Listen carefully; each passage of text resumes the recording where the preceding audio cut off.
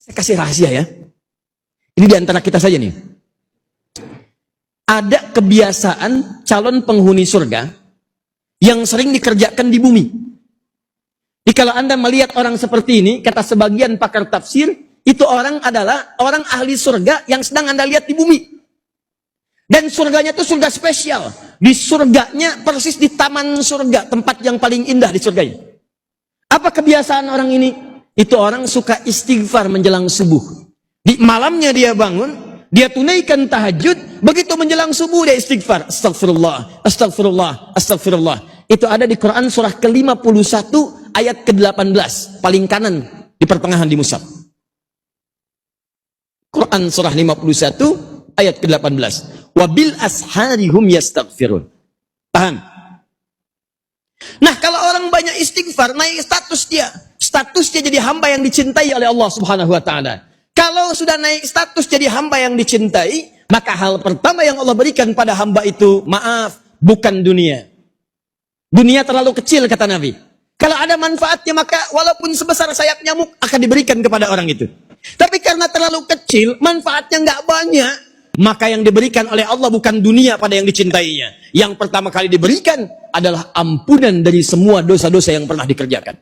Buka Quran surah ketiga Ali Imran ayat 31. Paling kiri sebelah atas di mushaf. Quran surah ketiga ayat 31. Perhatikan kalimatnya. Qul in kuntum tuhibbunallaha fattabi'uni. Sekarang perhatikan kaidahnya. Yuhibbukumullah. Ada orang yang dicintai oleh Allah Subhanahu wa taala. Di Ali Imran ayat 31 kata Allah, ada orang yang dicintai oleh Allah. Di Al-Baqarah akhir ayat 222, di antara orang itu adalah orang yang senang istighfar. Lalu apa yang didapatkan oleh orang yang senang istighfar ini? Lihat ujung ayatnya. Wa yaghfir lakum dzunubakum. Orang yang dicintai oleh Allah ini, maka yang pertama diberikan oleh Allah, diampuni semua dosa-dosanya. Maka para pendosa itu termasuk yang tadi, yang bunuh 100 orang, yang suka mabuk, yang pernah zina, dia datang ke majelis ilmu, di jalan dia istighfar, astagfirullah ya Allah, astagfirullah ya Allah, astagfirullah ya Allah. Begitu dia istighfar, Allah ampuni semua dosa-dosanya. Kosong dosanya, habis. Karena dosanya kosong, terus dia punya amalan. Apa amalannya? Langkah pertama yang dia gunakan setelah diampuni dosa adalah melangkah ke majelis ilmu.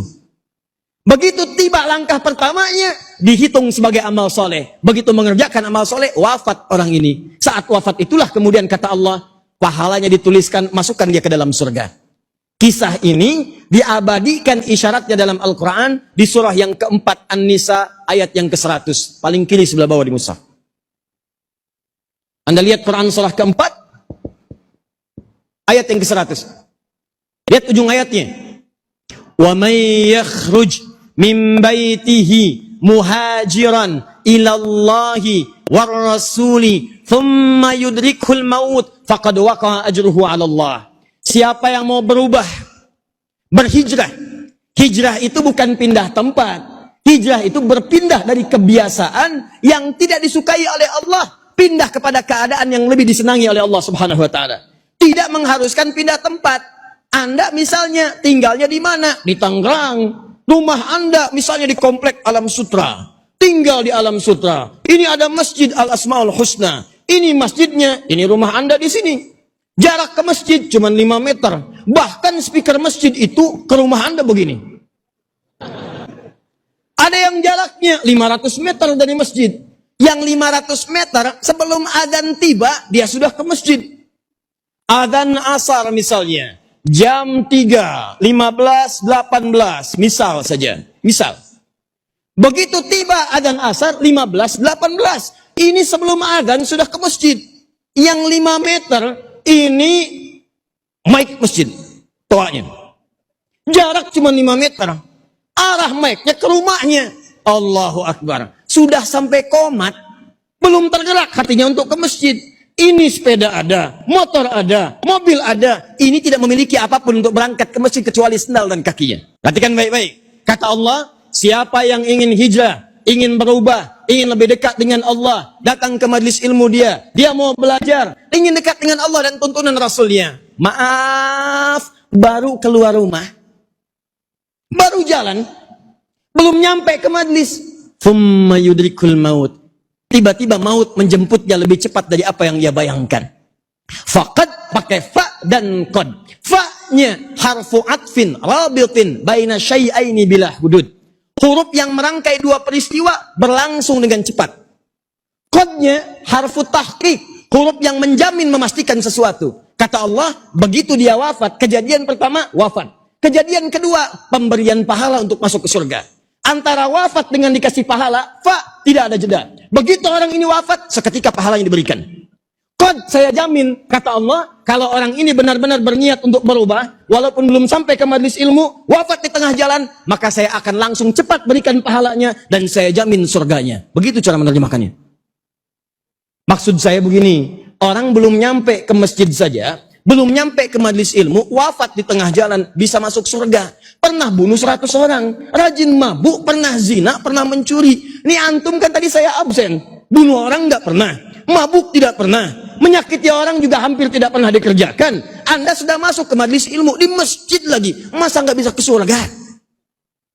Yang belum nyampe aja masuk surga, masa Anda yang sudah masuk ke masuk surga? Jadi kalau ada orang sudah hadir di sini, dan dia belum berubah juga, belum mau dekat dengan Allah, sementara Allah sudah lembutkan hatinya datang ke majelis ilmu, maka yang salah bukan Allahnya, yang salah orangnya memang nggak pengen ke surga. Jadi saya ingin katakan, siap berjanji insya Allah, mesti ada perbedaan antara masuk dengan pulang. Begitu nanti kita pulang, keluar dari masjid ini, insya Allah kita sudah lebih dekat dengan Allah Subhanahu Wa Taala.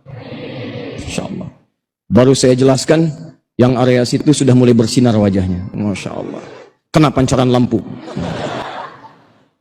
1. 2. Agak cepat.